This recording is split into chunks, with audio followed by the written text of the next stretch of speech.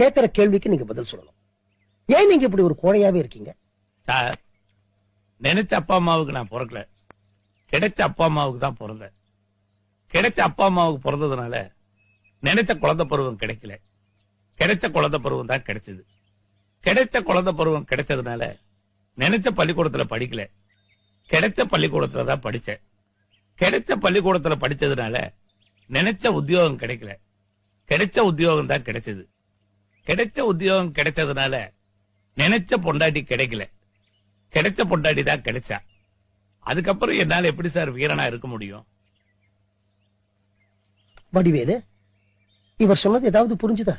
நினைச்ச மனுஷனை நீங்க கொண்டு உட்கார வைக்கல, கிடைச்ச மனுஷனை தான் உட்கார வச்சிருக்கீங்க.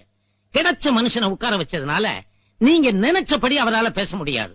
அவருக்கு கிடைச்சபடி தான் பேசுவாரு. நீங்க பொறுத்து தான் ஆகணும். ஆமை கரெக்ட் மிஸ்டர் நீலகண்டன்?